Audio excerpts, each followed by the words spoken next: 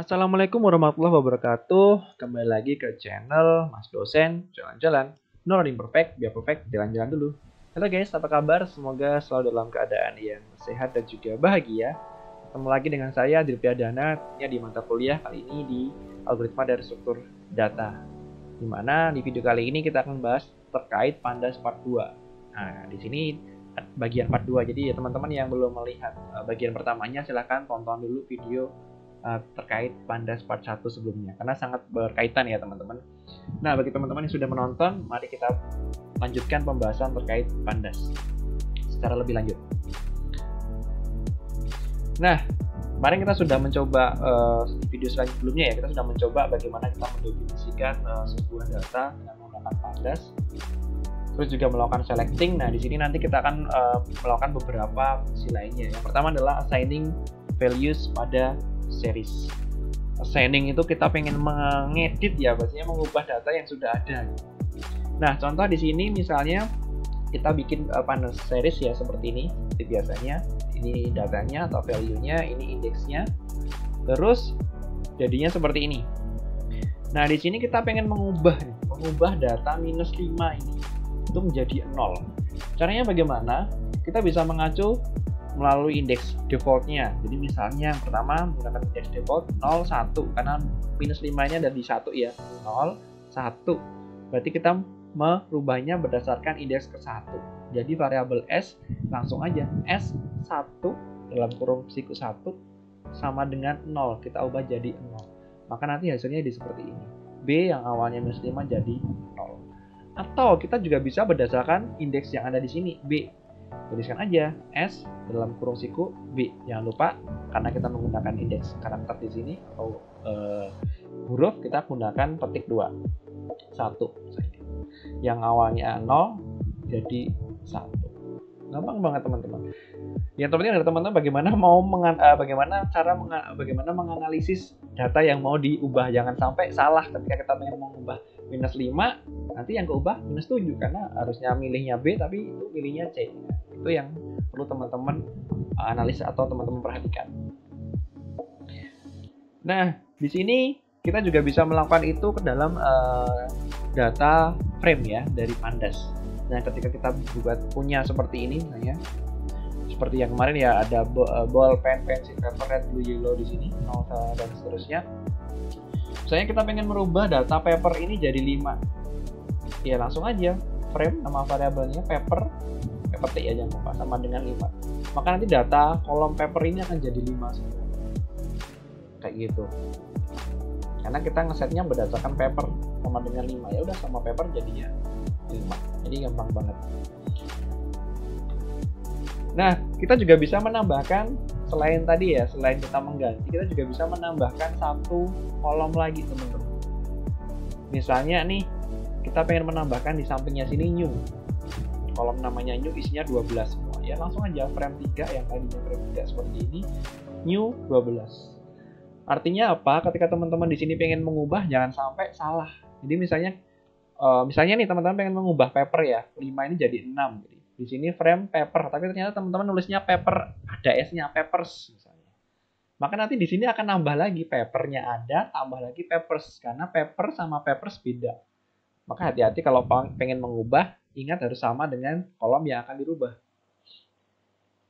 Nah, ketika nggak sama ya dia akan membuat baru, karena komputer menganggapnya oh ini belum ada nih di dalam data, ya udah kita bikin lagi kolom yang teman-teman tuliskan tadi. Di sini 12.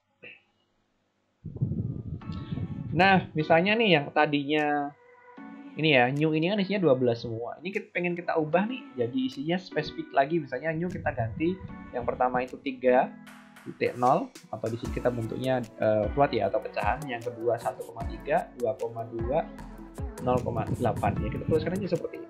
Ini datanya sesuai ya, karena harus ingat di sini kan ada 4 baris ya, di sini kita bikinnya 4 baris. Nanti kalau tidak sama nanti ada yang atau yang kosong atau yang terlewatkan. Ya, siapa yang terlewatkan? Nah, ketika kita udah buat seperti ini nanti maka hasilnya new yang awalnya tadi 12 itu 12 ya. 12 jadi angkanya berubah jadi yang ini sesuai teman-teman buat. Nah, di sini juga teman-teman juga bisa ubah datanya, kalau yang tadi per kolom ini bisa ke per spesifik datanya. Jadi misalnya bagian paper untuk indeks ke 2 misalnya, yaitu di sini ya. Data baris ke yellow, kolomnya paper, yaitu di sini. Ya, di sini ya. Berarti paper yellow itu 0, 1, 2, indeksnya 2. Jadi langsung aja paper tambahkan lagi satu di sini, kurung siku lagi 2. Kita ganti jadi 16. Maka yang awalnya 5 yang di sini jadinya 16. Sekali lagi teman-teman, yang perlu diperhatikan adalah teman-teman harus bisa menganalisis data mana yang mau diubah. Dia letaknya di mana? Ada di baris berapa? Ada di kolom apa? Seperti itu. Nah, selanjutnya kita juga bisa melakukan deleting, filtering, dropping, dan juga adding. Kita coba satu-satu. Nah, untuk deleting adalah kita fokuskan untuk, atau kita gunakan untuk menghapus kolom atau kolom ya. Caranya gampang, tinggal kita tentukan aja kolom yang mau dihapus yang mana. Misalnya yang mau dihapus new, ya udah del spasi frame, nama variabel yang akan dihapus ya, yang berisi datanya. Terus tentukan kolom yang mau dihapus, misalnya new. Jadi del frame dari frame 3 new. Jadi dia akan menghapus kolom new seperti ini. Dia akan hilang. Gampang banget. Terus kita juga bisa memfilter, misalnya filter data dari frame 3 ini yang ditampilkan hanya yang kurang dari 10 aja. Di sini frame kurang dari 10. Maka nanti data yang di dalamnya itu kurang dari 10 dia akan muncul. Tapi kalau yang lebih dari 10 misalnya di sini, atau kan di sini kurang dari atau sama, tidak ada sama dengan ini ya, kurang dari, jadi 10 nggak masuk kan. Maka 10, 16, 12, 13, 14 dia akan nggak muncul. Nah, tentunya di sini teman-teman ketika nanti mau tampilkan frame 3 lagi, tetap hasilnya akan seperti ini ya, kalau tanpa belakangnya atau tanpa filternya. Kalau misalnya teman-teman pengen memfilter terus memasukkan ke variabel lagi atau mereplace, tinggal tambahkan di sini frame 3 sama dengan ini. Maka nanti yang awalnya ini akan secara permanen diubah. Kalau yang kayak gini dia nggak akan mengubah secara permanen, karena kita hanya menampilkan aja dengan filter ya. Bukan untuk menampilkan dengan filter terus hasilnya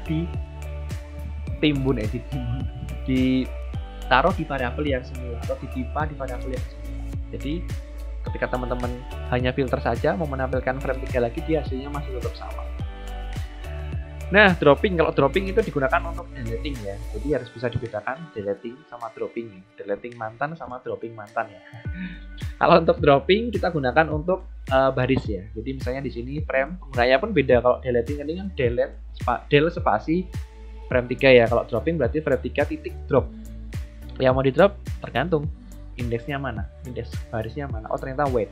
Ya udah, langsung drop weight. Maka nanti weightnya di sini akan hilang. Atau bahkan kita bisa hapus lebih dari satu baris ya.